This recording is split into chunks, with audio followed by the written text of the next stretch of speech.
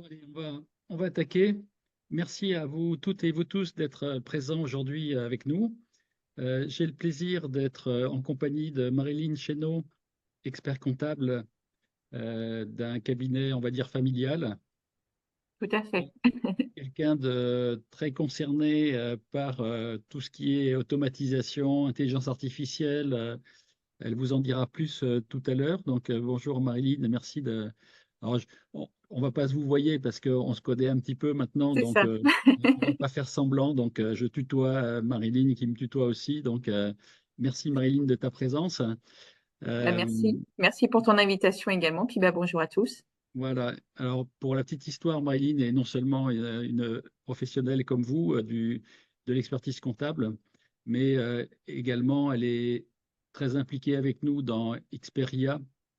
Et donc, à ce titre-là, elle aura des contributions très, très intéressantes dont on va vous parler. D'ailleurs, il y a une petite actualité que j'ai mis en exergue au début de ce diaporama et de cette présentation qui va nous donner l'occasion de parler un petit peu de ces sujets-là. Donc aujourd'hui, on va vraiment venir en live dans l'outil Pilote Guard, puisque c'est quand même le sujet principal à nouveau de cette session. On sera un peu plus en live que la dernière fois. Après, effectivement, pour vraiment voir l'outil en fonctionnement réel, il faudra l'installer chez vous. Mais là, déjà, on va essayer d'aller un peu dans l'outil, se balader. Et puis, quand je vais lancer des traitements, pour pas qu'on ait à attendre et pour pas que j'ai à faire des allers-retours entre différentes fenêtres, ce qui est toujours un peu inconfortable dans Zoom, j'ai fait tourner une petite vidéo qui va vous montrer exactement comment fonctionne l'outil. Donc, je vais faire un petit peu la mise en place face à vous. Et ensuite, je vais lancer un peu le traitement et vous allez voir une vidéo qui va vous aider à comprendre comment s'articule la création des livrables que PilotGuard va être capable de vous fabriquer automatiquement à partir d'un FEC. Donc, petite chose très sympathique qui va vous permettre, sans aucun effort, sans aucun temps passé, de donner quand même beaucoup de valeur à vos clients et je l'espère de les surprendre très positivement pour montrer un cabinet bien moderne. Alors, allons-y, si vous voulez bien. Donc, 15 mars, on en est à notre 16e webinaire. Euh, je vais vous parler d'une plateforme qui permet d'agréger pratiquement tous les LLM, donc toutes les IA génératives au même endroit, depuis la même plateforme. En plus, qui n'est pas très cher, puisque je crois de mémoire qu'elle doit coûter un peu moins de 30 euros pour avoir plusieurs LLM, dont certains qui sont payants à hauteur de 20-25 euros par mois.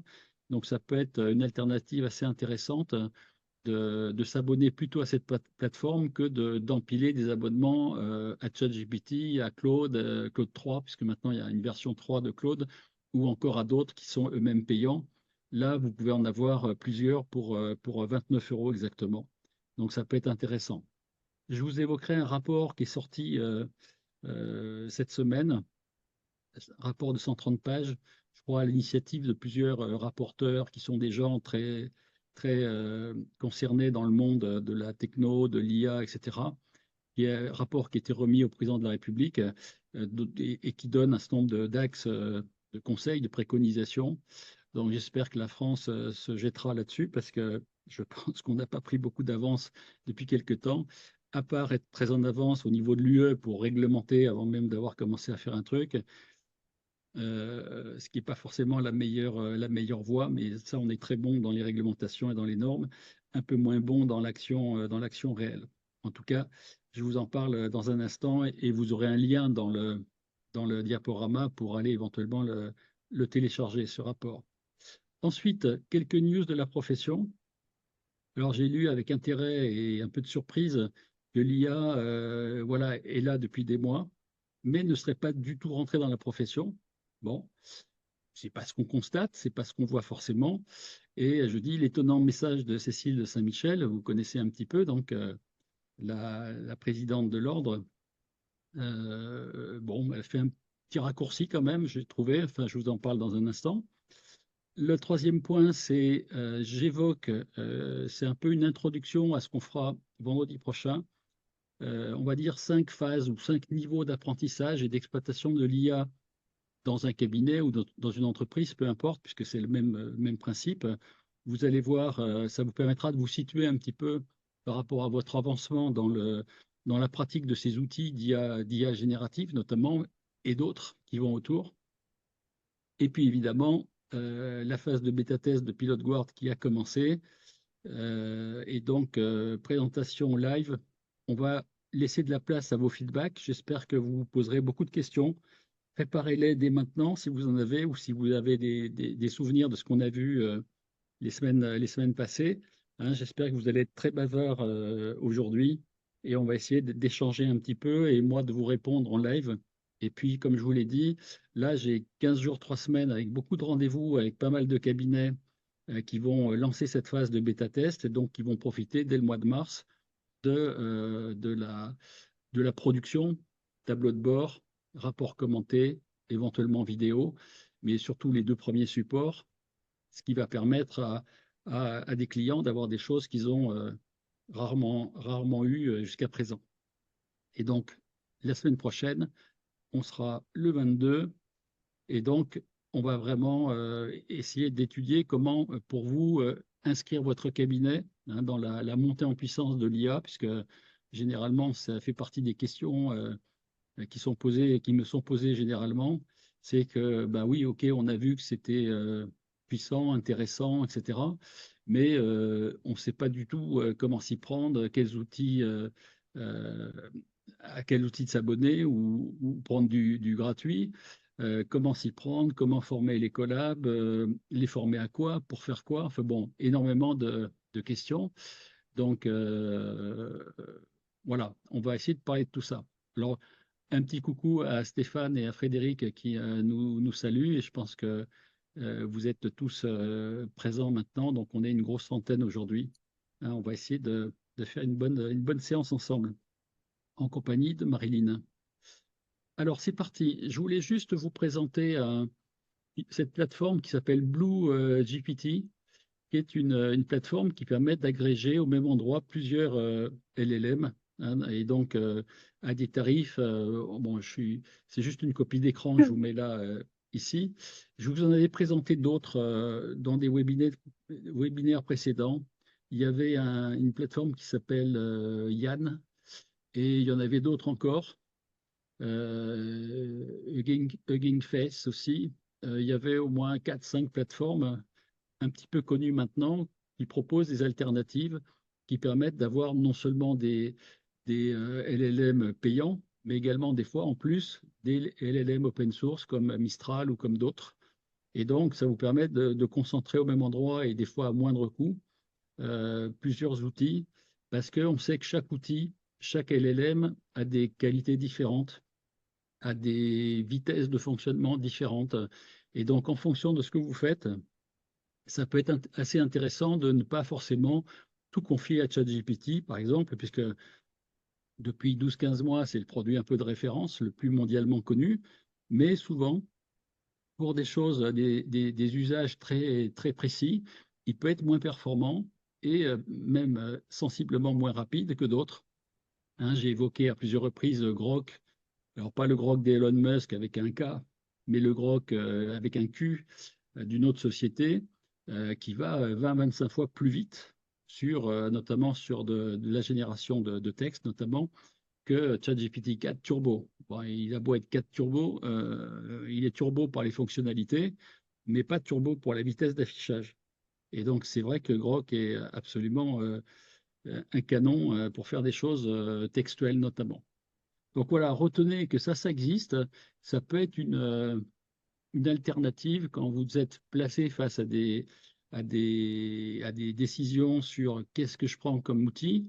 Peut-être que ça peut être intéressant plutôt de prendre quelque chose qui est un peu multi LLM, y compris des LLM payants. Sinon, vous les entasseriez et ça serait plus cher à la fin.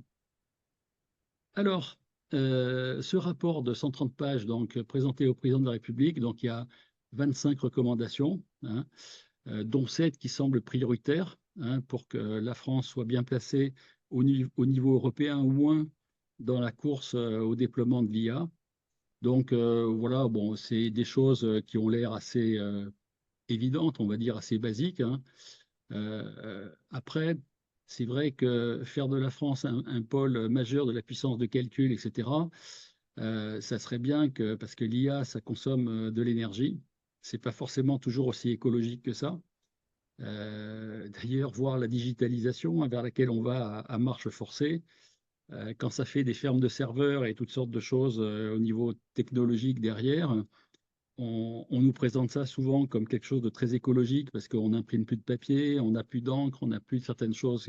Évidemment, on ne dépense plus de ce côté-là, mais peut-être qu'on surdépense sur autre chose. Et ça, on ne compare pas. La plupart du temps, dans les raisonnements qu'on voit passer, c'est pas sûr qu'on le mette vraiment en avant, quoi. C'est un peu comme l'histoire des véhicules électriques. Effectivement, pour nous en France, un véhicule électrique qui a consommé des ressources rares ou des choses comme ça en Chine ou ailleurs, bah, pour nous, c'est propre en France, mais sur un plan terrestre, on va dire, mondial, c'est peut-être plus tout à fait la même propreté. Bon, en tout cas, sur l'IA, je dirais au niveau français, dans le cadre européen, voilà, il y a un certain nombre de recommandations. Euh, Peut-être qu'il faudra aussi que les autorités soient un peu moins normatives et un peu plus actives et créatives, et que les pouvoirs publics s'emparent un peu plus de l'histoire, parce que j'ai pas trop l'impression qu'on en parle beaucoup au niveau politique ces derniers temps. Hein, il y a des sujets beaucoup plus intéressants, mais l'IA, pas.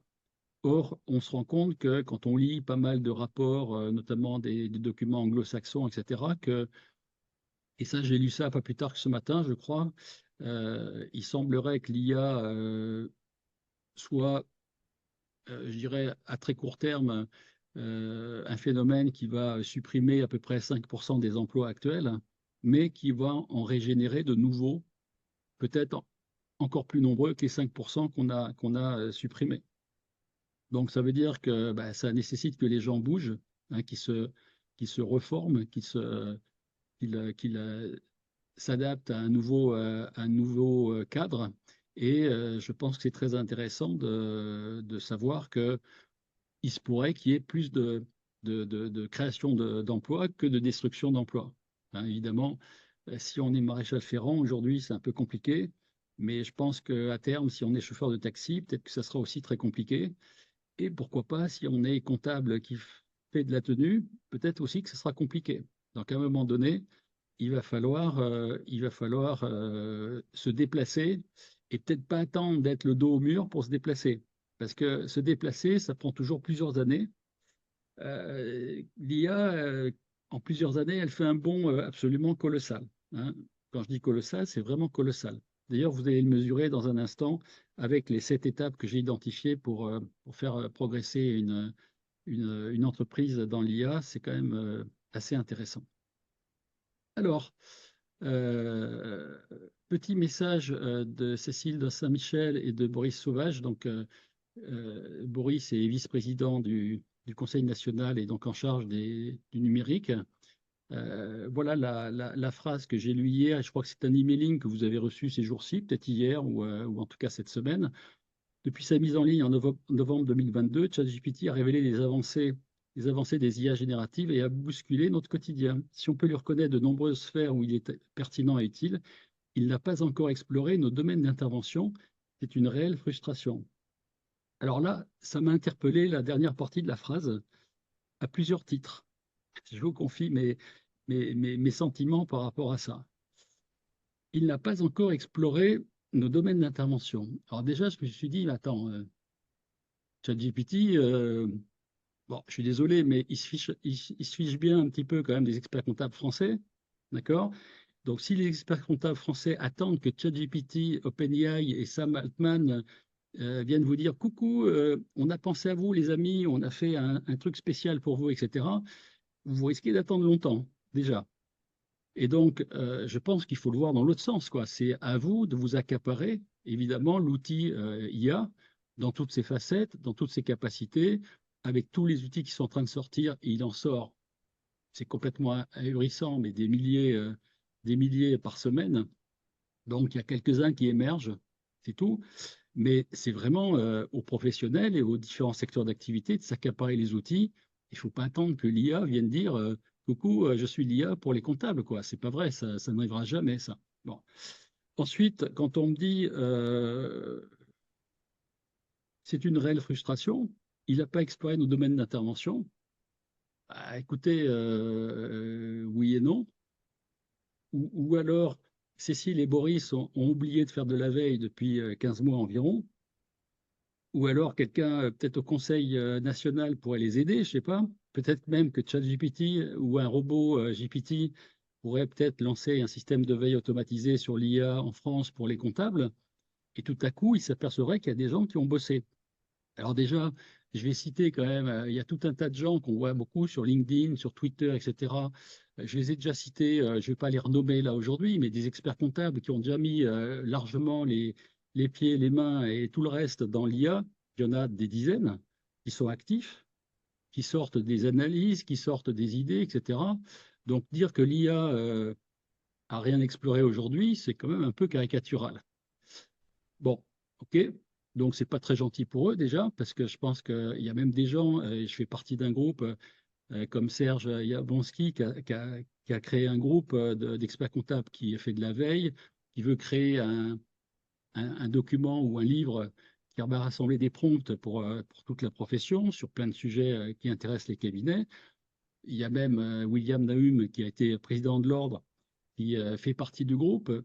On a des gens qui ont écrit des choses. Alain Bensoussan, qui est avocat au niveau international, qui a écrit un énorme bouquin sur le sujet et qui fait partie du groupe. Voilà, il y a plein de gens comme Vincent Lacombe ou d'autres qui sont également dans le groupe. Donc, il y a quand même des gens qui travaillent, hein. Donc, voilà, je pense que ce serait au moins bien de le reconnaître que depuis 6-9 mois au moins, voire un an, il y a des gens qui ont déjà mis les doigts dedans quand même. Ensuite, on va faire un petit peu de nombrilisme. Il y a 9 mois, on a écrit un livre blanc de 100 pages. Hein, il y a eu à peu près 950 téléchargements de ce document-là. Donc, on va dire c'est peut-être un expert comptable sur... il y a 20 000 experts comptables à peu près, je crois. Peut-être un peu plus maintenant. Donc, ça fait un peu moins d'un sur 20, peut-être un sur 25. Pas beaucoup, mais c'est toujours ça. On a créé une plateforme. Sur la plateforme, il y a plein de modules. Euh, En plus, un module gratuit où les gens n'ont plus qu'à se servir, c'est-à-dire qu'ils viennent s'inscrire, ils se servent, c'est gratuit, même pas payant pour avoir toute la formation. Bon. Donc on est un peu vexé que voilà, on vient de nous dire que personne n'a rien fait dans la profession. C'est pas sympa. Et puis aujourd'hui, on en est à nos 16e webinaires. Donc on fait des webinaires depuis le mois de novembre 2023. Donc ça fait quand même déjà 4 mois. Et puis, on sort des outils, et là, c'est le premier, mais il va y en avoir beaucoup d'autres. Et de toute façon, il y a aussi des experts, des éditeurs de la comptabilité du secteur qui ont fait des choses à base d'IA, etc. Donc voilà, je pense que cette phrase-là était un peu malheureuse, à dire que personne ne s'est accaparé l'IA et que dans la profession, personne ne fout rien. C'est quand même un peu gros. Alors évidemment, on comprend après dans quel sens ça a été dit, puisque je pense qu'il y a des projets. Alors, juste ma réponse ce matin par emailing, hein, j'ai mis un petit emailing qui disait, qui reprenait donc le texte et qui disait: mais oui, rassurez-vous, l'IA est rentrée, est bien rentrée dans la profession comptable, Madame la Présidente, voilà, et pas qu'un peu. Et là, je parle évidemment de Pilot Guard, puisque c'est quand même notre outil le plus emblématique aujourd'hui. Un livre blanc, plateforme de formation et maintenant les outils qui arrivent. Et il va y en avoir beaucoup d'autres. Donc voilà, on n'a pas dormi, hein. Rassurez-vous, on n'a pas dormi. Voilà.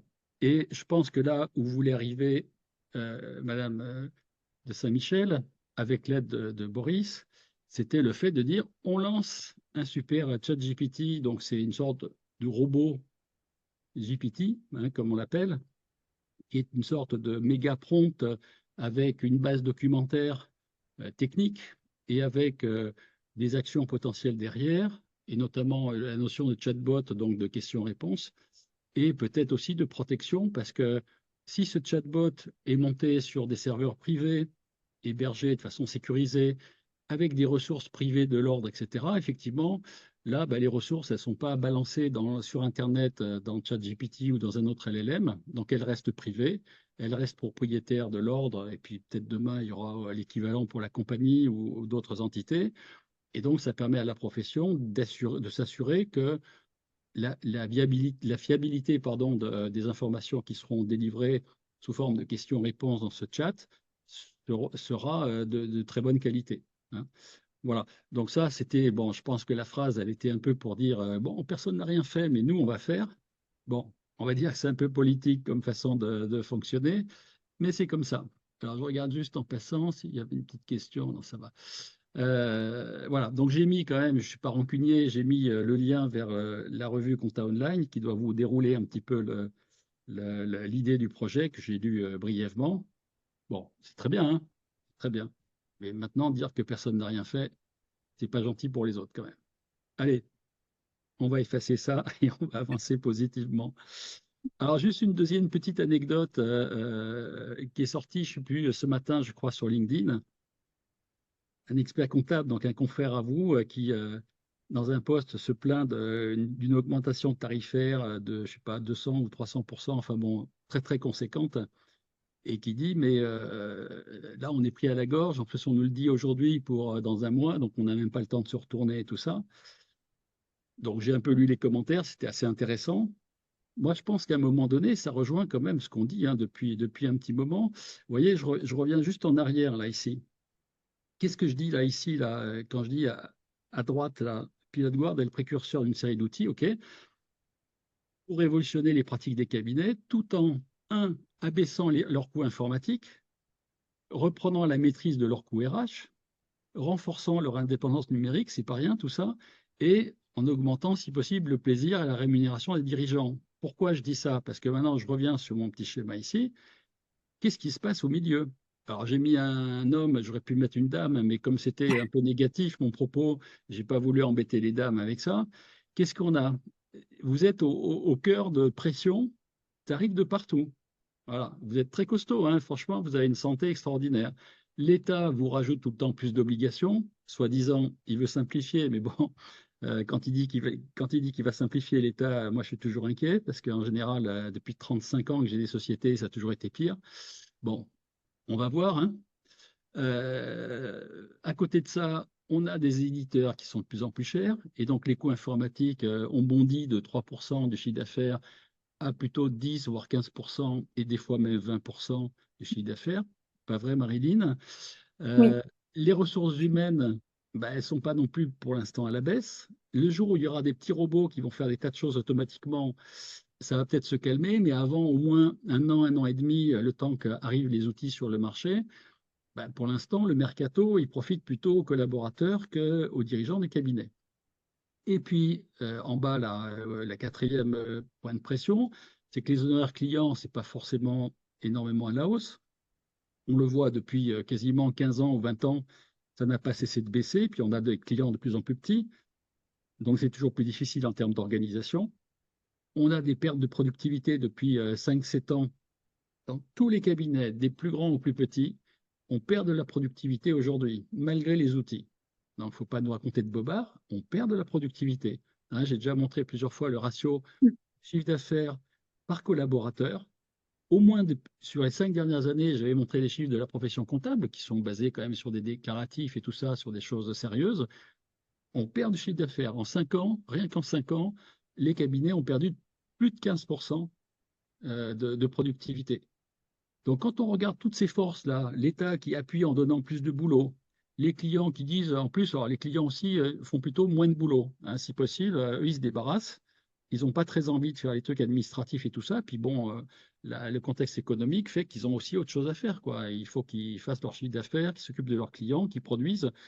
Après, faire l'administratif et la compta, ben, si ils se débarrassent chez vous, c'est qu'ils ont bien des raisons et puis c'est compliqué.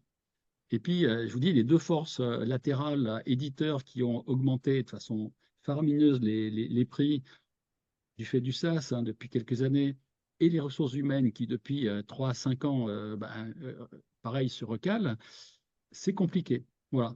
Donc, simplement, ça aussi, ça justifie que le fait d'avoir des outils qui sont construits pour être plus light en prix, plus autonome demain si vous deviez évoluer quand on vous met en main un workflow. Ben, le workflow, si demain vous dites, bon, ben, vous êtes gentil, Xperia, RCA Consulting, mais ça ne me convient plus, ben, vous partez, vous pouvez quasiment recomposer un workflow. Il suffit de trouver un prestataire, d'utiliser quelques outils du marché, et puis ça peut se refabriquer. C'était totalement inenvisageable il y a encore quelques années en arrière, on va dire il y a 3 à 5 ans en arrière, il n'y avait pas d'alternative. Soit vous codiez, vous faisiez du programme informatique, du développement, soit vous aviez les éditeurs, ou alors vous graviez les liasses fiscales dans le marbre, ou vous faisiez des trucs à la main, mais il n'y avait pas d'autre solution. Voilà. Aujourd'hui, avec l'IA, le no-code, la RPA et plein d'autres choses, il y a des solutions alternatives et on peut faire des choses à des coûts quand même extrêmement performants.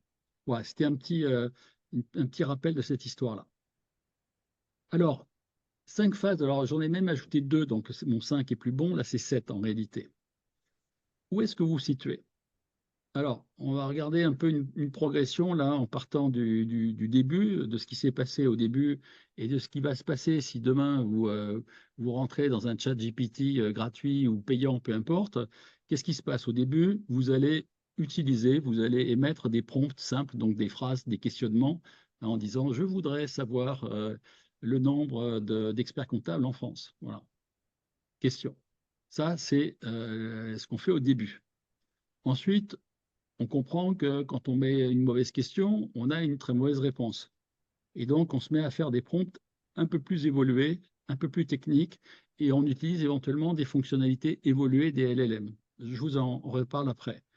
Troisième point, on se sert des prompts et on ajoute les plugins. Bon, les plugins, c'est des petits additifs, un peu comme les add-ons de Chrome, hein, le navigateur de Google, qui vous donnent des fonctionnalités supérieures qui n'existent pas nativement dans le LLM. Ensuite, il y a les robots GPTs, hein, qui vous permettent de construire des sortes de super prompts avec des choses que je vais vous expliquer. Et puis, on peut monter encore au-dessus en disant ah, je vais faire des choses encore plus compliquées et là je combine des robots entre eux. Voilà, ça commence à devenir un peu technique. Et puis je continue, je crée des workflows d'automatisation qui mêlent des outils du marché, de l'IA, du no-code, de la RPA, peut-être encore d'autres choses, du Python, du code Python qui est assez simple, assez. Voilà. Et je fais un super truc qui va me prendre une donnée là, qui me fait un traitement là, qui me la pousse là, qui me la ressort là, qui machin. C'est faramineux ce qu'on arrive à faire aujourd'hui. Et puis, septième étape, on revient vers des outils SaaS qui encapsulent les workflows et qui permettent d'aller encore au-dessus. Donc, si je reprends très rapidement les choses, donc la première chose, c'est les prompts simples. Ben, tout le monde sait poser une question et soit l'écrire avec ses petits doigts au clavier, soit même la poser vocalement, hein, puisque vous avez possibilité maintenant sur ChatGPT, y compris sur votre smartphone, d'installer des choses pour pouvoir dicter votre question sans même avoir à taper. Donc, vous pouvez presque le faire dans la voiture. Si vous voulez être en train de conduire, vous pouvez le faire quand même. Voilà. Donc, il faut quand même apprendre à poser les questions correctement. Donc, dans la série, je mets des prompts simples. Je peux mettre des prompts qui sont un peu nuls. Hein, et puis, je peux mettre des prompts qui sont sérieux avec une technicité pour poser des questions de la bonne façon.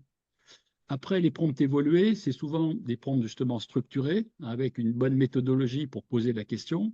C'est-à-dire qu'on met un contexte, on met un objectif, on met un rôle, on met tout un tas de choses. Donc, on met une dizaine de choses pour qu'on soit sûr que le LLM a bien compris la question et qu'on est en mesure de faire des choses qui sont intéressantes.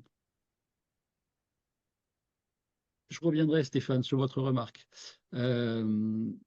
Ensuite, on a les plugins. Donc, les plugins, ces petits outils qui venaient s'ajouter aux fonctionnalités par exemple, de ChatGPT à l'époque, en version 4.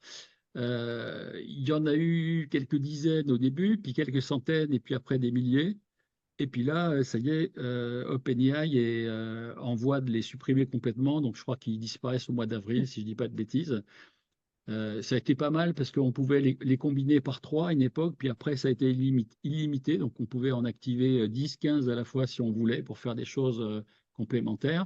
Bon, ça va dégager complètement au profit des robots GPT, donc c'est des super prompts si vous voulez, où vous créez, vous nommez un prompt, vous lui donnez un petit logo, vous lui donnez évidemment un ensemble de caractéristiques et vous pouvez ajouter une base de documents Euh, alors, c'est vrai qu'au début, les GPTs, ils ont été très vite piratés, c'est-à-dire que vous aviez l'impression que c'était votre base documentaire à vous, et quand vous installiez ça dans ChatGPT, il y a des petits malins qui n'ont pas mis 2 heures avant d'être capables de vous dire qu'ils étaient capables de pirater votre base de documents et de vous les capter. Donc, les gens ont commencé à prendre des précautions, c'est un peu de technique en plus, pour éviter de se faire pirater sa base. Mais je l'ai dit après, à la fin, on peut imaginer installer des LLM open source notamment, mais pas que, en local sur un serveur chez vous, auquel cas votre base documentaire, théoriquement, sauf à être piratée par des hackers ou des choses comme ça, ce qui n'est pas non plus totalement impossible, hein, évidemment, on l'a vu, mais déjà, vous n'êtes plus à mettre vos données sur Internet là où vous ne savez pas où ça va, quoi. Ensuite, ces robots, ils sont capables de déclencher des actions.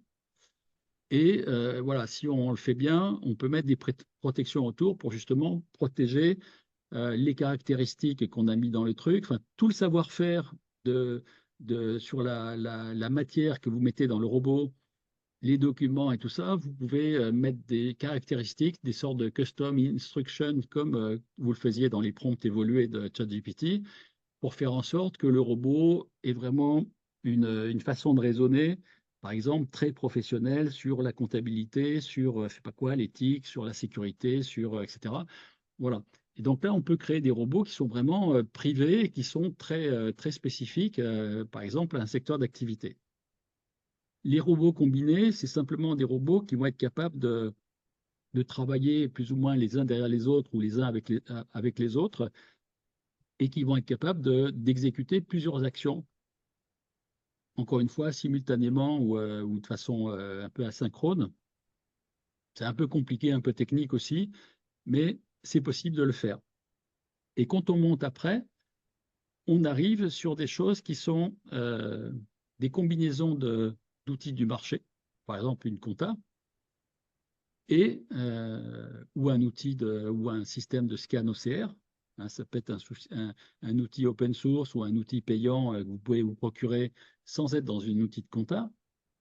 Et vous pouvez faire mouliner ça avec un workflow, donc une sorte de processus qui enchaîne des étapes avec différents modules comme Make, comme Zapier, comme N8N, comme encore d'autres outils. Et vous combinez ça avec de l'IA, avec donc du no-code, avec des process automatisés, si vous voulez, la RPA. Tout ça, ça peut complètement se construire pour faire l'outil de vos rêves, hein, un truc que vous seul au monde aurez peut-être un jour. C'est tout à fait possible de le construire. Bon, là, il y a un peu de technicité, donc souvent, il faut se faire aider par des prestataires qui sont un peu musclés là-dedans, mais c'est possible, hein, et encore une fois, ça peut vous aider à faire. J'avais mentionné, par exemple, dans certains webinaires, des workflows comme ça qui permettaient de qualifier une boîte mail d'expert comptable. Hein. Vous savez, les boîtes mail où il y a des centaines de milliers d'emails, oui, d'emails ou de milliers d'emails non lus ou non traités ou non répondus ou machin. Je crois que vous savez de quoi je parle.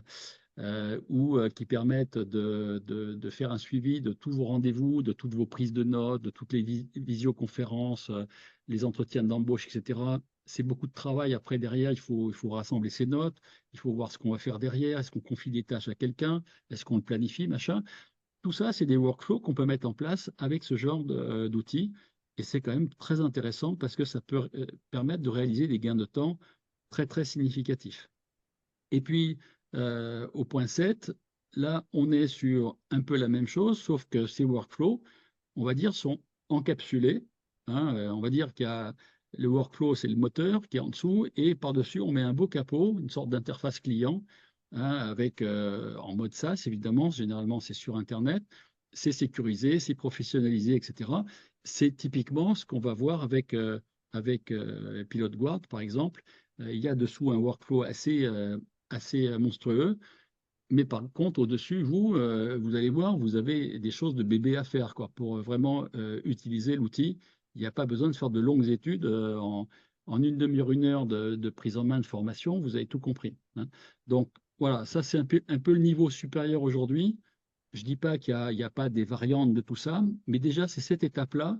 C'est quand même intéressant que vous vous positionniez par rapport à ces différents niveaux en disant ben, où est-ce que je suis aujourd'hui? Qu'est-ce que je suis capable de faire aujourd'hui? Voilà. Et donc, nous, on est déjà en train d'attaquer la phase 7 et on va multiplier les modules qui vont venir dans le pack Experia. Hein. Mais après, vous, où est-ce que vous êtes? Moi, je sais qu'il y a quand même beaucoup d'experts comptables qui n'ont même pas entrepris la phase 1 aujourd'hui. Moi, j'avais dit la dernière fois, à mon sens, il y a au moins 80% des experts comptables qui ne sont même pas à la phase 1. Là, ici, du 1 au 7, il s'est passé un an, quoi, en gros, sur le marché.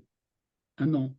Mais là, si vous êtes encore à la phase 0, euh, là, je vous dis que vous avez pris un retard absolument colossal et vous allez avoir du mal à le rattraper, sauf à payer très cher. Et là, on revient à la case départ. Est-ce que vous n'en avez pas marre de faire laminer vos marges? Voilà, je ne sais pas, Marilyn, peut-être tu veux en dire un mot parce que je sais que c'est un Oui, sujet qui tout à t'importe fait, tout quelque à fait, part. tout à fait. Tout à fait. Bah, moi, effectivement, je suis rentrée grâce à toi, effectivement, avec la formation, le pack free, au départ sur l'apprentissage de ChatGPT. Donc, j'étais au niveau 0 au mois de décembre et là, on va dire à ce mois-ci, je suis au niveau 5 et là, j'envisage très rapidement de passer au niveau 6. Donc, par contre, c'est l'entraînement. Donc, il faut vraiment voir l'IA comme un assistant au quotidien. Moi, ça m'aide également pour même des fois structurer mes réponses que je veux faire courrier pour les clients. On a des fois tendance à être un petit peu trop technique. Mm. Donc derrière, on va demander, donc bien sûr en ne mettant aucun nom au client, mais de rédiger donc notre synthèse dans un discours, on va dire, plus adapté à un client néophyte. Ça nous donne quand même un fichier Word préformaté qui est quand même très intéressant et surtout bien structuré. Et ça me fait gagner du temps justement de ne pas avoir à retranscrire un peu mes idées dans un langage approprié pour le client. Pareil pour ça m'aide aussi à développer la stratégie de mon cabinet. Donc puisque plus on va effectivement l'utiliser, plus on a des questions, plus on réfléchit effectivement à ce qu'on pourrait en faire encore plus. Donc au départ, c'est vrai que si on se contente de se dire bon on va poser une question, on n'a pas forcément la réponse exacte tout de suite qu'on attendait. Je dis toujours que l'IA c'est un peu comme un enfant. On arrive, il faut l'éduquer. Donc quelque part, il faut apprendre avec des techniques de comprendre comment il fonctionne. Et au fur et à mesure qu'on évolue aussi, et donc là, ça rejoint ton point 2, 3, au fur et à mesure qu'on va évoluer effectivement sur nos prompts, on va vraiment avoir, je dirais, des réponses de plus en plus certaines par rapport à si on se contente d'être sur la phase 1. Donc, c'est un véritable apprentissage. Et moi, très souvent aussi, quand j'ai du mal comment dire, à lui expliquer où est-ce qu'il faut aller chercher la donnée, quand il réussit à la chercher, je lui demande de me réécrire complètement le prompt pour que la fois d'après, il est tout de suite l'information et on va dire à 99% des coups d'après, on n'a aucun problème, tout fonctionne très très bien parce que c'est lui-même également qui nous a aidé à écrire ce prompt qui permet d'avoir la réponse qu'on attendait. Mm. Donc Donc, c'est principalement ça. c'est un enfant très intelligent quand même qu'on éduque. Hein. Oui, ouais, ouais. Et il nous éduque aussi, hein. Il nous éduque aussi, mais c'est vrai que c'est là que c'est intéressant. Et quand on commence à mettre le doigt dedans, entre guillemets, on est, mais c'est tous les jours. Tous les jours, on apprend une nouveauté.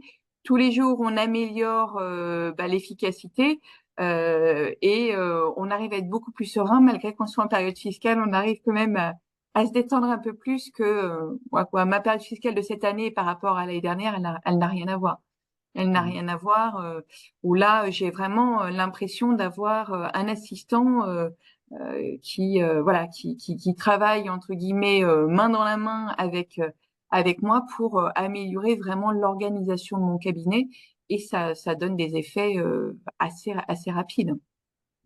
Est-ce que je peux t'interroger juste un instant, Marilyn, sur le sujet que j'ai évoqué là, juste avant, en l'illustrant par un éditeur. Bon, au demeurant, moi, j'ai absolument rien contre eux. Je connais un peu les gens de Dext et j'aime beaucoup les livres blancs qu'ils produisent parce qu'ils sont souvent très intéressants. Ce n'est pas toujours le cas de tout ce qui est produit, mais je trouve que c'est assez réfléchi. Il y a toujours des choses intéressantes. Bon, quoi qu'il en soit, c'est un peu emblématique de ce qui se passe depuis 5-7 ans, on va dire, dans la profession, peut-être même 5-10 ans dans la profession. C'est que les coûts informatiques qui étaient calés pendant très longtemps sur du 3% en regard du chiffre d'affaires sont montés à 5, 7, 10, et même sur des petits cabinets, Oui, comme le nôtre. ça peut être du 15-20%. Oui. Euh, Est-ce que tu peux me dire un petit peu la piste, bon, enfin, sans aller trop dans le détail, mais la piste Oui. que tu imagines par rapport à l'importance de certains outils dans tes coûts informatiques globaux? Oui. Ben, nous, on a déjà deux aspects. On avait le coût informatique, qui lui est indéniable, où on subit des pressions permanentes sur les augmentations. Et bien évidemment, on n'a pas forcément notre mot à dire, ou bien on nous fait comprendre qu'on peut prendre la porte éventuellement. Donc, il y avait ce sentiment d'être un petit peu pris en otage, parce que derrière, on a toute une équipe de clients aussi qu'on accompagne, et puis changer comme ça d'outil, c'est très compliqué. Donc, le premier effet, c'est l'effet prix. Deuxième effet, tu l'as dit tout à l'heure, c'est la partie collaborateur, où aujourd'hui, ça devient de plus en plus difficile de recruter. Le coût des recrutements est de plus en plus important. Donc, ces deux effets combinés font qu'aujourd'hui, on perd quand même de la rentabilité, c'est indéniable. Moi, aujourd'hui, on est même presque même plus proche des 25% de coûts informatiques par rapport à mon chiffre d'affaires, puisque j'ai voulu un cabinet complètement automatisé. Sauf que pour être complètement automatisé, il faut avoir entre guillemets les Rolls-Royce de chaque éditeur, parce que chaque éditeur propose des outils qui peuvent être intéressants, mais qui sont pas forcément, on va dire, bons sur le papier de bout en bout au niveau de la chaîne. Et on est obligé d'avoir cette agrégation de logiciels pour Hmm. arriver à quelque chose de quasiment automatisé. Hmm. Donc fort de ça, à un moment donné, on se pose et on se dit, 25% quand même du chiffre d'affaires, difficulté de recrutement, il faut prendre les choses en main. Et donc, dans les projets, effectivement, du cabinet, ça va être grâce à l'intelligence artificielle, grâce à des outils aussi très pointus, très techniques de sérisation, de pouvoir avoir le pari fou de se dire, on va faire l'automatisation de la TVA. J'ai un passé aussi qui est un peu différent, puisque avant d'être expert comptable, je travaillais dans un établissement bancaire où mon rôle justement était de m'assurer, parce que j'étais dans la comptabilité informatisée, c'était pour m'assurer que l'ensemble des éléments qui étaient arrivés dans la comptabilité Oracle étaient cohérents par rapport aux chaînes de gestion métier. Je peux vous dire qu'il y a 11 ans, quand je travaillais dans cet établissement-là, on faisait tout sauf de la comptabilité à la main. Tout était informatisé. Et justement, mon job, c'était, comment on appelait ça, le contrôle des interfaces comptables, où je veux reproduire ça dans mon cabinet pour qu'on soit plus des contrôleurs, parce que de toute façon, il faut quand même de toute façon avoir ce niveau de vigilance avec n'importe quel outil, Hmm. mais qu'on soit plus en termes de contrôle pour automatiser cette partie qui n'a pas forcément de valeur ajoutée parce que le client, donc, OK, il est d'accord pour payer une prestation de mission, de déclaration fiscale, etc. Mais il n'en voit pas d'utilité, lui, de payer plus cher dans un cabinet plutôt qu'un autre, parce que pour lui, c'est pas ça qu'il attend. Ce qu'il attend de nous, c'est effectivement Hmm. plus d'accompagnement. Et grâce effectivement à cette volonté de faire de l'automatisation de la TVA, on va pouvoir dégager du temps pour aller plutôt dans le sens du client, l'accompagner sur son développement, mais également aller sur des sujets qui sont pas forcément, je pense, des sujets qu'on voit souvent en cabinet d'expertise comptable, qui va être effectivement proposer aussi des missions un peu de marketing pour accompagner. Nous, aujourd'hui, on fait des tableaux de bord Power BI qui sont plus orientés marketing client.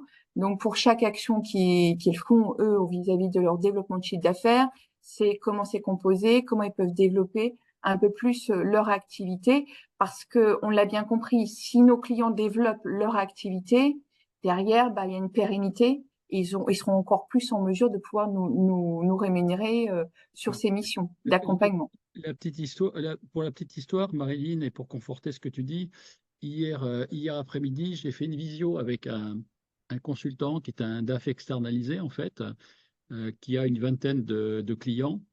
Et à ces clients, outre quelques missions ponctuelles d'audit ou d'optimisation, il a des prestations récurrentes aussi d'accompagnement sur des tableaux de bord, justement. Oui. Et en fait, on s'apercevait qu'on pouvait mettre en rapport un budget d'honoraires de l'expert comptable d'environ 5 000 euros par an. Et en rapport, lui, il avait à peu près le même budget, lui. Mais par contre, quand on compare réellement la valeur ajoutée pour le client, mais la valeur ajoutée opérationnelle, je veux dire, pas uniquement Mm. les obligations purement comptables, fiscales, etc., C'est ça. sociales ou juridiques, mais par contre, le tableau de bord qu'il m'a montré, ah, mais c'était un truc de dingue, quoi. Alors, il faisait tout dans Excel, parce qu'il avait un peu étudié Power BI, mais bon, il n'avait peut-être pas je dirais, le côté technique ou suffisamment technique pour se jeter complètement dans Power BI, parce que c'est quand même un petit peu de construction, hein, malgré Oui. tout, c'est pas si simple que ça. Et en fait, il faisait des tableaux Excel, mais des trucs de dingue avec des graphiques, avec machin. Mais il y avait une richesse là-dedans. Je pense que le tableau Excel moyen de ses clients, c'était au moins 20 onglets. 20 Mm. onglets. Et dans chaque onglet, il y avait des choses intéressantes. C'était pas pour faire beau, hein, les onglets. C'était Oui. vraiment, tout était intéressant, une richesse. Mais d'ailleurs, je me demande même comment les clients arrivent à absorber autant d'informations presque. Alors, c'était de la PME, de la TPE, PME, quoi. Hein, c'était pas de la Oui. toute petite TPE, mais il avait à partir de clients de 10 personnes, quoi. Hein. Il avait pas c'était pas des géants, hein, c'était pas des boîtes du CAC 40. Hein. Et sincèrement, de toute façon, avec la restriction, enfin la contraction de la tenue et tout ça qui va arriver forcément entre l'IA, la facture électronique et tout ça, il va falloir que vous vous déplaciez très fort et très vite là-dessus, tout en Oui. restant quand même au maximum industriel pour continuer à pouvoir avoir en moyenne 150, 200 clients par expert comptable.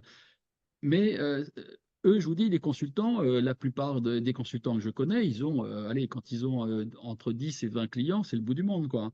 Même certains ont Oui. des très gros clients et peut-être ils en ont 2, 3 ou 4, mais c'est tout. Mais C'est ça. en moyenne, ils ont peut-être 10, 15 clients, quoi, pas plus. Par contre, c'est des clients à 5, 10 000 euros par an. Ah, Alors tout à évidemment, fait, tout à fait, ils sont pas tout à millionnaires, fait. hein, ils ne sont pas industriels, donc ils vendent leur temps, ils le Mm. vendent, on va dire, pas trop mal, pas des taux monstrueux non plus, hein, ils sont rarement à plus de 80, 100 euros de l'heure, hein, donc c'est pas exceptionnel non Oui. plus, hein. Mais bon, ils vivent convenablement, pas de façon extraordinaire, mais par contre, la valeur qu'ils apportent, Oui. sincèrement, quand j'ai vu ça, et quand j'ai vu déjà pourtant ce qu'on a construit dans Pilot Guard, où il y a déjà tous les indicateurs comptables et de gestion, enfin en tout cas ce qu'on a avec un FEC, hein, on Mm. a essayé d'exploiter à peu près l'essentiel de ce qu'on peut avoir dans un FEC.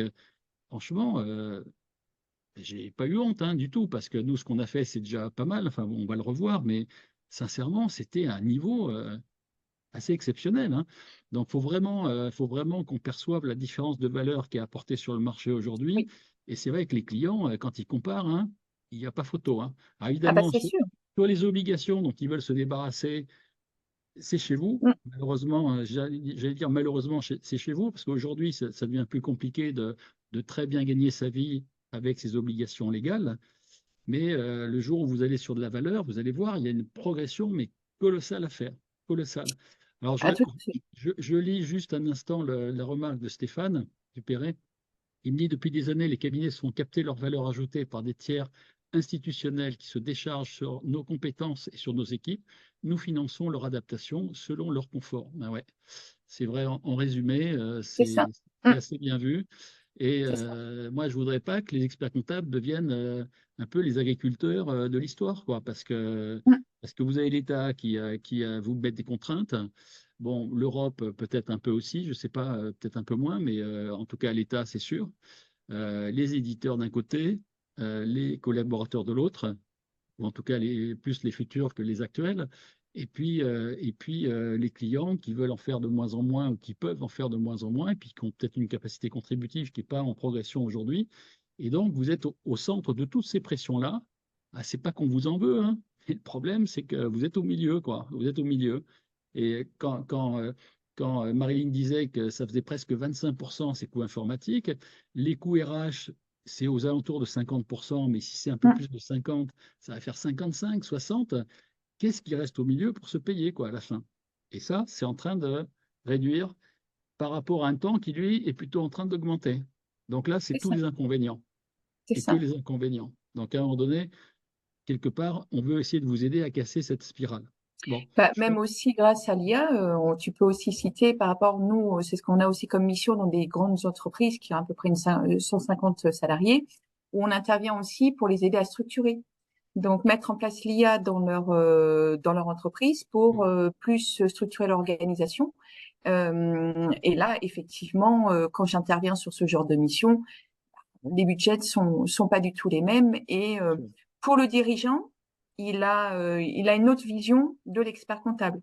D'ailleurs, il ne m'appelle pas expert comptable. Et, pour lui, je suis plus voilà un DAF externe avec une vraie valeur ajoutée où l'ensemble, quand il veut par exemple racheter des entreprises ou autres, il va par exemple faire appel à moi. Alors qu'à la base, on n'a pas, c'est pas nous qui faisons son bilan puisqu'il a un cabinet d'expertise comptable, mais nous on intervient vraiment en tant que consultant externe sur toute la stratégie de l'entreprise. Mhm. Et c'est grâce effectivement à des solutions d'intelligence artificielle qu'on a pu montrer qu'il était capable de pouvoir structurer beaucoup mieux son activité, la piloter avec les centres d'analyse qu'il avait, etc., avec les tableaux de bord qu'on a pu voir ensemble, et puis même de l'accompagner sur la mise en place d'une infrastructure informatique qui lui permettait d'être beaucoup plus autonome dans sa gestion Mhm. et ce genre de mission qu'on pourra faire si on libère du temps C'est ça, grâce à l'IA sur la c'est la partie clé. opérationnelle. C'est la clé, c'est que l'IA, moi je l'ai dit et répété hein, déjà depuis toute la quinzaine on est même au numéro 16 là, de webinaire, je l'ai répété, l'IA, c'est pour moi très schématiquement, c'est d'un côté gagner du temps, pour de l'autre côté le réaffecter à de la valeur. Voilà. Quand on a Exactement. compris ça, c'est l'essentiel de ce qu'il faut faire et c'est l'essentiel de ce qui manque aujourd'hui au cabinet, c'est un, avoir du temps et on sait bien en ce moment, et deux, le réaffecter à de la valeur pour le client, parce que c'est ça qu'ils attendent, les gens.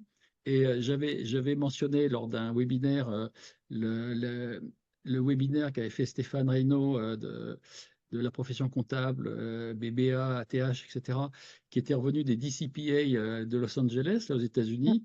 Il avait dit les cabinets américains, en tout cas les cabinets digitalisés, qui sont un peu les cabinets, on va dire, avancés de la profession aux États-Unis, disaient que bon, pour eux, toute la partie tenue, c'était un truc qui était mort déjà dans leur tête. Et ils étaient en train de préparer justement le conseil à valeur ajoutée récurrent, hein, supervisé, comme disait John Rocher là, dans mon webinaire précédent. Et ils étaient sur des budgets entre 100 et 150 000 dollars par an, récurrents. Donc là, on change un peu de dimension quand même. Voilà, bon. Alors, on avance parce que là, justement, la valeur ajoutée, elle va commencer à arriver ici. Donc, je vous avais présenté la dernière fois, je vous ai dit, voilà, tableau de bord Power BI, rapport avec les graphes et tout ça, commenté automatiquement la vidéo d'une personne. Évidemment, ça sera la vôtre si vous voulez apparaître en tant qu'avatar, mais c'est vous qui allez commenter quand même les comptes du client. Donc, je vais vous montrer un petit peu. Alors, je vais rentrer dans le produit, je vais changer d'affichage si vous me permettez. C'est toujours le moment clé de l'histoire où là, je mets 2 heures, mais pardonnerez. Hop, je vais changer de.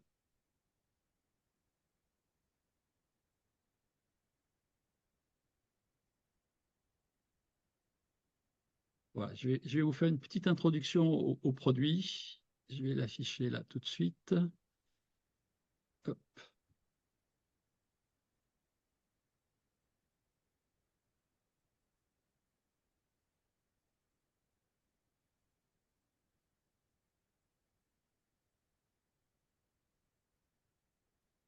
c'est celui-ci. Voilà, juste 3 écrans autour de moi, donc ça ne facilite pas toujours la vie quand je fais la démo. OK, donc là, j'imagine que vous voyez mon écran avec l'entrée dans le logiciel. Bon, là, il n'y a rien d'exceptionnel. On met un login mot de passe et on rentre dans l'outil. Voilà, là, vous y êtes. Quand on rentre, on a un panneau de statistiques, bon, qui pour l'instant est très peu fourni parce que j'ai très peu d'informations dans l'outil aujourd'hui. Vous allez voir, j'ai mis 4 pauvres clients qui se battent en duel, donc voilà. Donc, ce qu'on fait, donc là, il y aura plus de choses prochainement. Ce qu'il faut faire, donc, c'est d'abord installer les données du cabinet. Donc, j'ai déjà créé un cabinet Galaxy et j'aurais pu mettre euh, ML2C, c'est ça, Oui, Marilyn? c'est ça, c'est ça. Conseil, C'est ça, mais conseil, ça, il c'est y a la quand même semaine conseil prochaine. dedans. La Et semaine donc, prochaine. le logo ici, une page de garde de votre composition, ça c'est vous nous la ferez passer.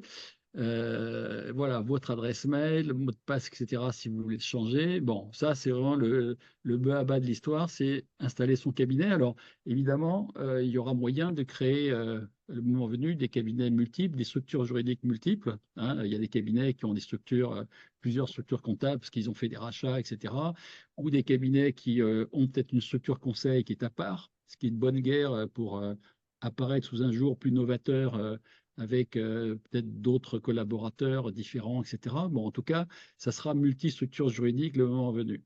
Voilà. Ici, vous mettez le nom des signataires, donc qui peuvent être niveau expert comptable ou d'autres niveaux, ça c'est paramétrable.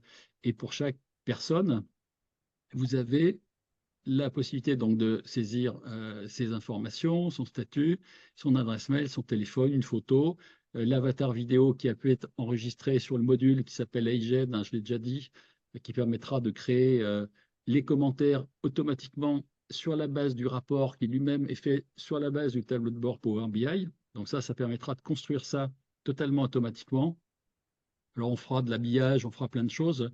Hein, j'avais pu montrer les premières fois qu'on avait imaginé le truc, l'avatar d'un monsieur très sérieux, cravate, avec une plante verte derrière et tout ça. Bon, on peut mettre un décor, évidemment, derrière les gens, c'est moins frustre que ce que je vous montre là. Bon, ça, c'est pour les signataires, on va dire. Alors, signataire, c'est pas déontologique quand je dis ça, même si c'est l'expert comptable quand même qui est signataire sur le dossier. Mais si vous avez des superviseurs ou des réviseurs que vous voulez impliquer dans le dossier et honorer un peu en mettant leur nom sur le rapport qui va chez le client, ça peut être sympa de les mettre voilà, dans la liste et de les sélectionner quand vous allez mettre les informations des clients. Voilà, après, on a la partie client. Donc la partie client, vous l'avez sous les yeux, donc elle a un peu évolué depuis la dernière fois, puisque là, l'outil est maintenant fonctionnel et donc, comme je l'ai dit, on lance les rendez-vous, on en a pas mal la semaine prochaine, enfin tout le mois de mars, on en a pas mal. Donc là, vous êtes sur, pour chaque client, vous avez donc une fiche qui lui correspond avec toutes ces informations, donc un code dossier, nom du dossier, le SIRET, l'adresse complète, qui est l'expert comptable, qui est le réviseur. Est-ce que vous voulez que le rapport gère le vouvoiement ou pas? Le nom du dirigeant, son numéro de téléphone et son email. Voilà, vous enregistrez tout ça. Ici, on a des paramètres. C'est là où on dit je veux ou non le tableau de bord, je veux ou non le rapport d'analyse. Et plus tard, parce que là, dans la phase bêta, on n'a pas mis la vidéo un peu volontairement pour l'instant, vous pourrez dire, je veux aussi la vidéo avec éventuellement mon avatar ou l'avatar de quelqu'un du cabinet ou je sais pas, un dessin animé, enfin un personnage animé, ce que vous voulez, c'est vous qui choisirez.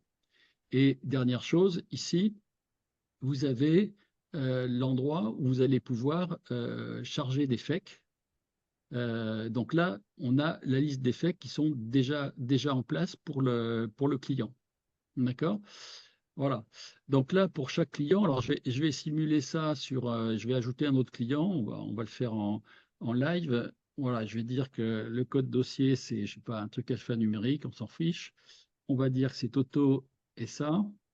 Voilà, je vais aller au plus pressé. Alors là, je sais plus combien c'est de chiffres, un siret. Marilyn, il faut m'aider là. C'est 14. 9 et 5. 9. 14. Et Combien? 5. 14?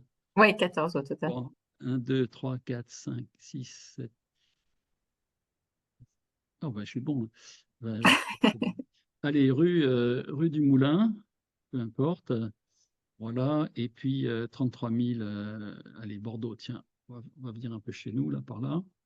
Toc, expert comptable, c'est voilà, c'est Madame Mabi. Et le réviseur, c'est Monsieur Rianflot. Voilà. Ici, on met le nom du dirigeant, donc Monsieur De Thor, Paul, évidemment. Son téléphone, on s'en fiche. Allez, tiens, on le tutoie. Très bien, je pourrais mettre son email. J'enregistre. voilà, on a injecté ce client-là dans le. Ah, il veut que je renseigne. De Donc, l'email.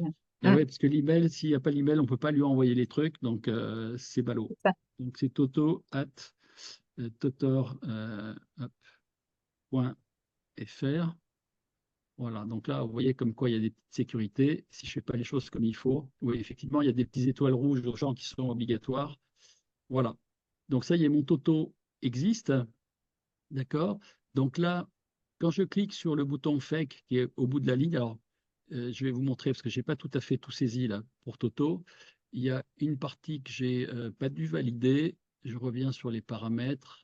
Voilà, il faut que j'enregistre. Là, si j'enregistre pas, parce que je cause beaucoup, mais je ne fais pas les choses comme il faut, là, ça devrait apparaître maintenant. Donc, sur le tableau de bord, on sait qui est le client, on sait où il est, on sait qui est le dirigeant, et on sait quels sont les livrables. Donc, demain, il y aura aussi la possibilité d'avoir le petit support vidéo qui sera affiché en plus, d'accord? On connaît comment seront fabriqués les commentaires avec du vouvoiement ou du tutoiement. Voilà. Et on a des petits boutons. Alors, la poubelle, eh ben, c'est pour détruire le client complètement. Le petit crayon, c'est pour modifier le client, mais en cliquant, vous voyez, sur le code dossier, le nom du dossier, c'est aussi en violet. Ça veut dire que vous pouvez rentrer dedans. Et en cliquant sur le FEC, ici, le petit bouton FEC qui est à droite, vous rentrez ici. Et donc, vous pouvez amener un FEC. Donc là, vous pouvez faire alors, je sais pas, je vais aller chercher un FEC quelque part. Je ne sais plus si vous voyez mon écran là maintenant. Oui. Euh, alors, je ne sais plus où j'en ai. Je dois en avoir par là. Tic, tic, tic. Voilà, il y a du monde. Toc. FEC. On va aller sur des FEC divers et variés, peu importe. Bon, je vais prendre un vieux FEC qui est là. Tac. Voilà, je l'ai amené là, je l'enregistre. Donc, une fois que le FEC est maintenant dans le truc. Donc, c'était mon client. Je pense que j'ai pris Duval, il me semble, si je dis pas Oui. de bêtises. Alors, Oui. Duval, par contre, je ne lui ai pas mis de livrable. Donc là, c'est pas bien. Il faut que je revienne dans sa fiche. Donc voilà, ça nous fait voyager un peu. Je vais dans les paramètres. Bah non, tiens, je vais lui mettre que le rapport à lui parce que bon, je trouve que ça suffit. Power BI ou tout ça, il ne sera pas capable de le lire. Donc, on va dire qu'il veut que le rapport, ce monsieur Duval. Voilà, Duval, hop, j'ai bien le rapport. Je le vous vois. Et là, vous voyez, j'ai mis un fake. Donc, le bouton qui était couleur mauve est devenu rouge. D'accord? Et donc, à partir de là, quand je clique sur le petit bouton fake, il me met la date de clôture du fake. Alors, j'ai pris un vieux fake, donc c'est normal qu'il me mette un millésime 2018. Il me met la date de dépôt, donc c'est ce que je viens de faire. Il me met statut déposé et je vais pouvoir valider pour traitement. D'accord? Euh, donc là, hop, si je fais valider, vous allez voir que la couleur du bouton va changer. On le voit ici. Alors, je vais zoomer après sur une vidéo parce qu'après, on va voir tous les traitements. Là, je ne peux pas vous en lancer ici parce que je ne peux pas vous afficher des fakes, des vrais fakes de clients et tout ça. Donc, je vais vous montrer, je vais faire défiler une petite vidéo après. Mais ici, vous avez des statuts. D'ailleurs, on les voit. Alors, on peut apercevoir le fake très brièvement. Et puis, je vais vous le recacher. Voilà. Toc. Donc, des fois, quand il y a une anomalie, ça permet d'aller jeter un œil dedans éventuellement. Et vous voyez, il y a une légende là, ici. Donc, quand vous avez un client qui est déclaré avec des livrables théoriquement que vous voulez lui livrer, s'il n'y a eu aucun fake de déposer, il y a le bouton fake, il est en violet. S'il y a un fake qui a été déposé mais non validé pour être traité, le bouton fake est rouge, donc il est à l'arrêt, on va dire. Dès que vous avez validé, il passe en orangé, donc il est en traitement. Et donc là, ça va mouliner derrière pour fabriquer les livrables qui sont prévus. Et dès que c'est terminé, dès que c'est traité, on va dire, le FEC, pardon, le bouton FEC va passer en vert. D'accord? À ce stade-là de l'histoire, je vais vous montrer dans la vidéo, vous pouvez afficher les livrables. Donc on va le voir. Et quand vous les avez validés, enfin, pour les envoyer, le petit bouton passe en turquoise. Et donc, on va faire en sorte qu'il y ait, alors il n'existe pas encore, un petit moteur de recherche qui vous permettra de de dire je ne veux voir, par exemple, que les fakes que j'ai en rouge, par exemple. C'est-à-dire que j'ai amené les fakes dans le truc, mais je les ai pas lancés pour traitement. Ou alors, j'en ai en traitement, mais je ne les ai pas validés pour dire c'est bon, et après, je pourrais les envoyer, etc., etc. D'accord? Donc, vous avez toutes ces étapes-là, tous ces statuts-là qui sont en place.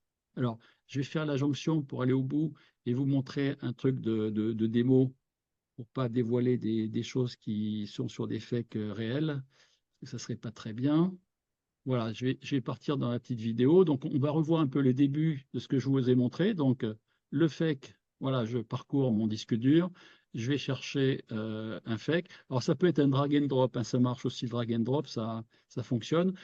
Sachez que on est déjà en train de commencer à voir pour développer des API pour que les fakes, on les ait automatiquement dans le système. On n'ait même pas besoin de faire la manip, d'aller les chercher, hein. Pour l'instant, c'est encore le cas. Donc là, ça y est, j'ai mis un fake. Vous voyez, il marque fichier validé. Donc, on a une petite barre en haut en vert qui dit que c'est bon. Donc, vous voyez que le bouton fake est passé de rouge à orange. Et quand Alors, je... Stéphane, excuse-moi, on ne voit pas du coup ton écran Ah, pardon. avec l'autre écran. Oui, oui, d'accord. Mais je viens de me dire parce que c'est le coup qui m'arrive de temps en temps, c'est que j'oublie de changer le C'est partage ça. d'écran. Autant pour moi. Euh, Merci Marilyn. Alors je vais De rien. recommencer, je vais revenir légèrement en arrière. Euh, Est-ce que ça va être bon? Là, je pense que oui. Ouais, il faut crier dans ce Oui, cas-là. c'est bon. Voilà. J'ai omis de. Voilà, c'est ça, les changements d'écran, c'est terrible dans Zoom. Voilà. Donc là, c'est reparti. Donc là, j'ai fait le chargement du fake. Le bouton est passé donc en orangé. D'accord? Si je reclique dans fake, euh, je vais pouvoir donc voir le fake si je veux, d'une part. Donc là, je laisse dérouler un petit peu la vidéo. Donc là, il va mettre, bon, ça dépend de la taille des fakes, hein. Il y a des fakes qui vont être traités pour tout faire en 2-3 minutes. Il y a des fakes qui seront plus lourds. Puis ça dépend de combien de livrables aussi vous allez demander. En général, vous lancez le truc 10 minutes après ou un quart d'heure après au pire. Vous voyez, là, c'est en train de mouliner la petite roue crantée qui bouge. Voilà, là, il dit, voilà le tableau de bord Power BI. Donc là, on vous montre une extraction PDF qui va s'afficher. Voilà, ça c'est bon. La page, elle changera, hein, on peut faire autre chose. Donc là c'est la version PDF, donc Acrobat, qui vous est montré rapidement. Je vous le remontrerai si vous voulez le revoir en version Power BI. Voilà, donc ça c'est le premier livrable qui est fabriqué. Je ne sais pas si dans mon exemple, il y en avait un second qui arrivait peut-être. Oui, la petite roue, vous voyez la petite roue qui continue à tourner. Une fois qu'il a fait le Power BI, il se met à faire le rapport parce que le rapport est fabriqué d'après le Power BI, puisqu'il reprend les graphes du Power BI et il construit le rapport, voilà, le voici, avec les commentaires qui sont ajoutés par ChatGPT, mais aussi, comme je vous l'ai dit, avec une sorte de framework, d'exemples de commentaires qu'on veut qu'ils suivent, hein, qu'ils respectent, en disant, voilà, ça a augmenté dans ce sens-là ou dans un autre sens, mais hors de question de le laisser délirer avec des commentaires un peu bizarroïdes. Donc, ça a été quand même validé par, entre autres, par Manon, que vous avez vu en photo tout à l'heure, hein. On a des commentaires qui sont vraiment très, très sérieux sur le truc. Alors, vous voyez, quand les livrables sont terminés, le bouton fait qui est passé en vert, on le voit en haut à droite au sortir de la petite fenêtre. Et quand vous avez cliqué, je vais revenir juste d'un cran en arrière pour que vous voyez, parce que voilà, traitement terminé. Quand je clique sur envoyer les livrables, hop, le bouton FAQ est passé en turquoise maintenant. Voilà, donc en fait, on a géré toutes les étapes du processus, c'est-à-dire toutes les étapes que vous avez. Alors, je vais à nouveau rechanger, je vais revenir dans le truc ici. Je vais revenir sur mon écran de tout à l'heure.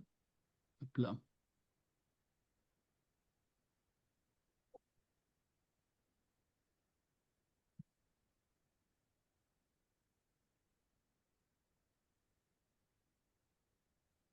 Voilà. Euh, tac. Vous voyez bien mon écran? Oui, j'ai l'impression Oui. que oui. Ah, pourquoi j'ai... Ah oui, je suis toujours dans la... Je suis au mauvais endroit là. Non, pardon, je suis allé au mauvais endroit. Hop.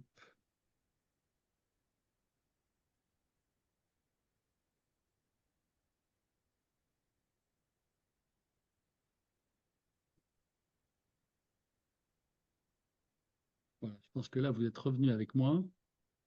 Oui, C'est bon. Euh, Voilà, donc vous voyez là, pour les différents clients, donc on a bien bon, les caractéristiques des clients, on a les boutons de toutes les couleurs finalement, hein, violet, rouge, jaune, vert et turquoise quand le truc est fini, envoyé au client, c'est bouclé. Ce qu'on fera à un moment donné, on l'a pas encore implémenté ici, c'est qu'on vous donnera la possibilité, notamment au niveau du rapport, on vous donnera non seulement le PDF, mais également le PowerPoint. Comme ça, si vous avez envie de modifier ou d'amender un peu, de supprimer des choses ou d'ajouter des choses personnalisées dans le document du client, vous pourrez le faire. Par contre, après, dès lors que vous sortez un livrable du système, c'est plus le logiciel qui gère, c'est vous qui enverrez le truc au client. D'accord? Mais en tout cas, et ça sera pareil plus tard sur le Power BI, si un jour vous donnez des vrais Power BI aux clients avec possibilité de filtrer, de faire tous les traitements qu'on peut faire dans le cadre de l'outil Power BI, là aussi, si vous le sortez pour ajouter des onglets avec des indicateurs, des choses comme ça sera un peu compliqué de le remettre dans le circuit. Ou alors, ce qu'on fera, c'est qu'on va créer des modèles de Power BI, comme on va créer des modèles de rapports. Et donc, en fonction de la complexité du tableau de bord Power BI, on aura une complexité adaptée au niveau du rapport.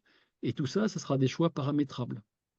C'est-à-dire que là, sur les clients, je vais simplement revenir sur un détail dans la fiche du client. Je crois que c'est dans les paramètres. Voilà, vous voyez ici, quand vous sélectionnez tableau de bord Power BI, ici, là, le curseur du haut, vous avez des choix de modèles.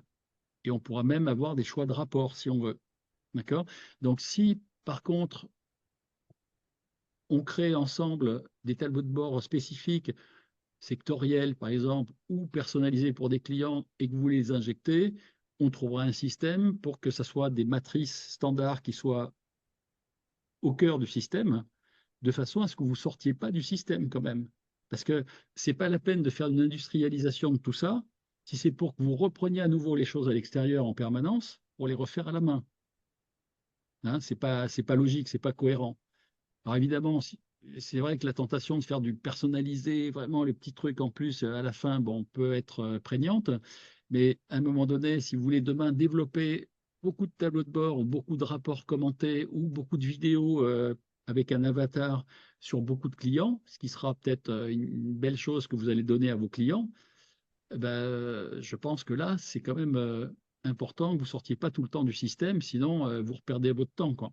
Et ce n'est pas l'objectif quand même. On veut, encore une fois, on veut donner plus de valeur avec soit moins de temps, soit pas de temps du tout, quoi. Parce que sinon, vous n'allez pas y arriver.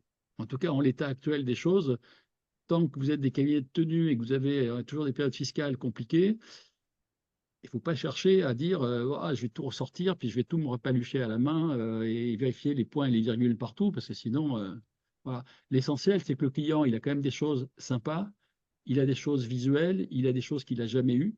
Enfin, souvent, hein, malgré tout, il y a des outils qui ont existé ou qui existent toujours, mais jusqu'au stade où on les produit dans Pilot Guard, il n'y en a pas beaucoup, hein, je pense. Voilà. Ou alors, c'est que sur quelques clients un peu privilégiés. Donc là, il y aura vraiment la panoplie complète.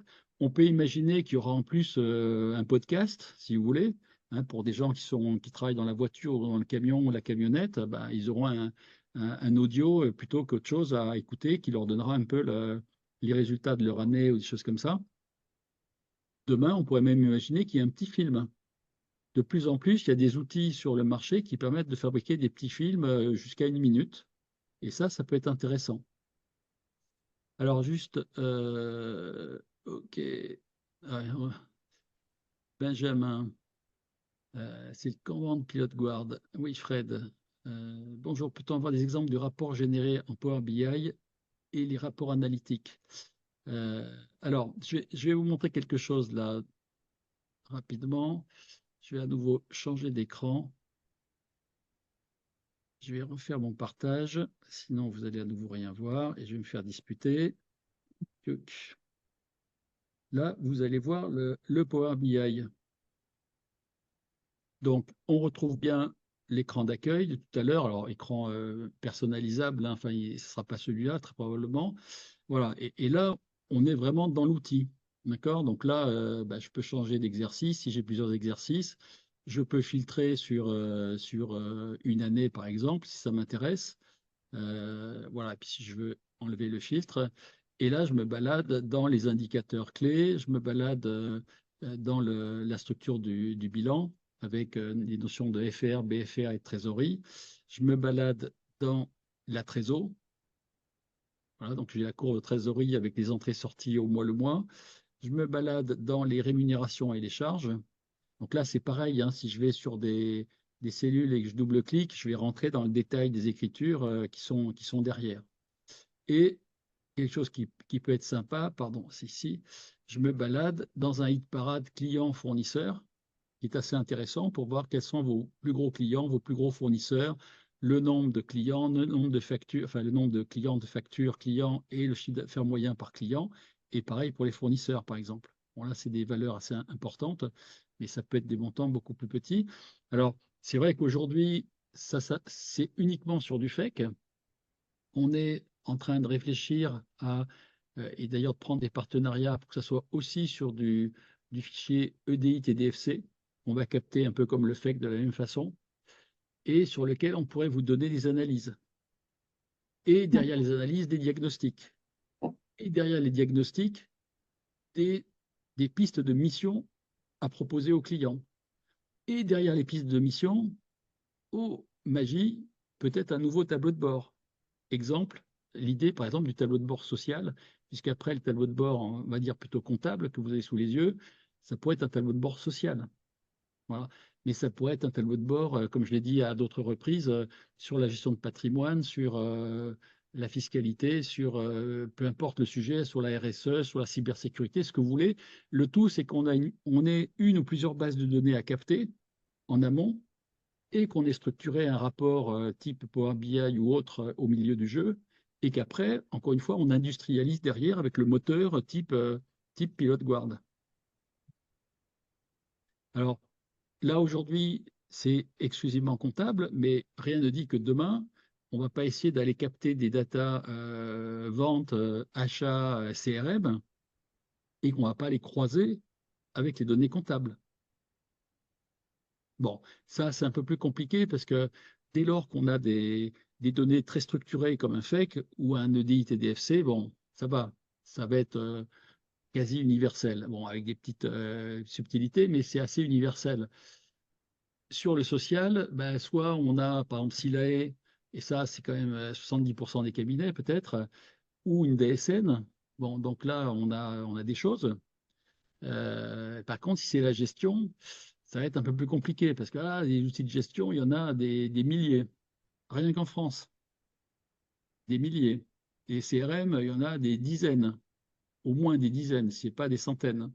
Bon, donc, à mesure de vos demandes, à mesure de ce qui va vous rendre service et que vous allez pouvoir et vouloir développer, on va vous fournir des choses voilà, qui vont vous permettre d'évoluer, à donner plus de valeur, à croiser les datas, etc., à faire des choses.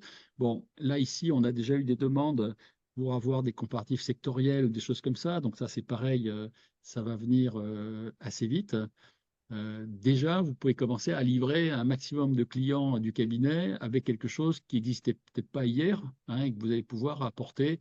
Je pense que là où vous allez prendre beaucoup, peut-être que c'est sur le tableau de bord, mais c'est encore plus sur la vidéo. Et je voudrais insister là-dessus, c'est que pour l'instant, je ressens que beaucoup d'entre vous sont assez réticents sur la vidéo. Pas vrai, monsieur de la Réunion. Euh, c'est dommage parce que franchement, je pense que les clients seraient très contents d'avoir la vidéo qui leur commente leur compte et qui vous permet après d'aller plus loin dans un vrai rendez-vous ou une vraie visioconférence. Mais vous allez les surprendre énormément avec la vidéo. Et si vous ne faites pas la vidéo, bon, ben, vous les obligez à lire encore un truc écrit. Alors, si c'est illustré avec des choses comme ça, c'est mieux. Mais la vidéo apporte vraiment un plus, quoi. Donc, je pense, forcez-vous, mettez-vous derrière une petite caméra ou même un iPhone. Enfin, il faut que ça soit de bonne qualité quand même, hein, au moins 2-3 minutes. Et après, avec ça, on fait l'avatar. Et là, vous allez pouvoir commenter toutes les vidéos de la Terre pendant des années. C'est même magique, parce que si vous laissez le même avatar pendant 10 ans, vous vieillissez jamais, quoi.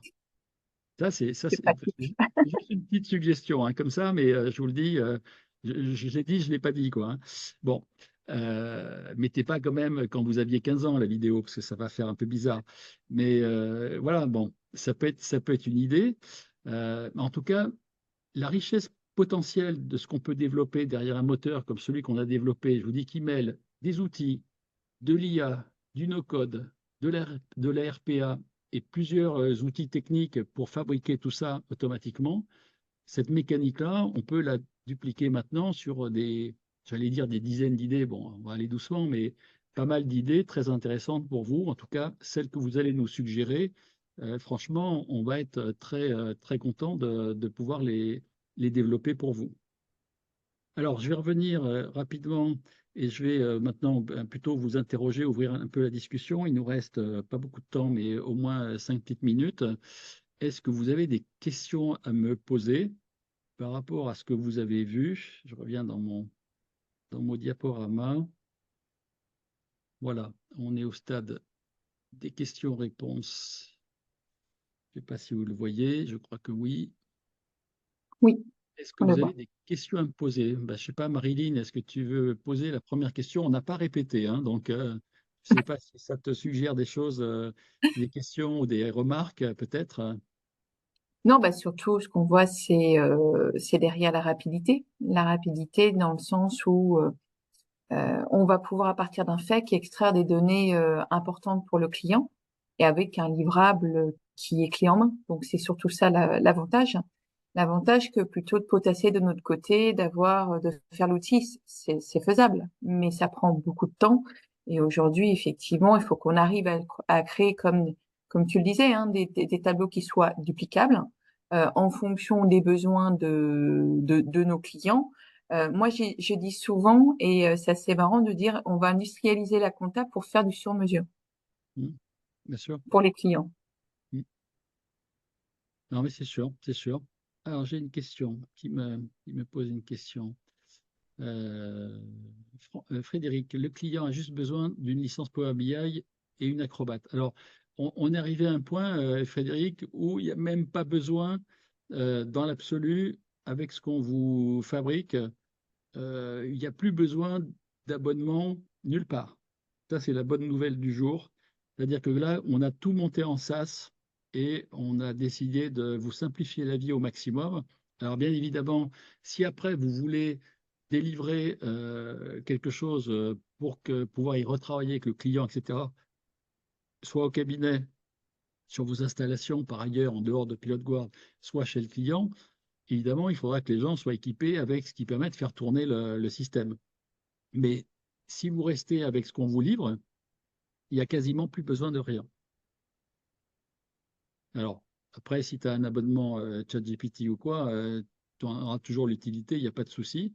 Mais on ne vous oblige même plus à avoir des outils. On a poussé la logique jusqu'au maximum qui est plus de difficultés techniques à aucun niveau, de façon à ce que vous puissiez aller beaucoup plus loin sans contraintes techniques et sans coûts additifs, quoi. Ben, merci, spectateur anonyme. Bonne journée. Fred, donc j'ai répondu à tes questions. Est-ce qu'il y a d'autres questions parce que je vois que vous allez bientôt partir, là, il est 14 heures, vous avez peut-être des rendez-vous. Bon, en tout cas, ça y est, le coup est parti. Donc, il y a des gens qui sont installés cette semaine et tout le mois de mars. Donc, on va faire une grosse séance de bêta-test avec vous. Hein, l'outil, ça y est, il est fonctionnel. On a mis plein de fakes de toutes sortes d'éditeurs dans le truc et ça fonctionne. Hein, donc, ça, c'est ce qu'on aura dans le Pack Tools. Je vous le rappelle à chaque fois pour vous donner les idées de ce qui arrive en ce moment.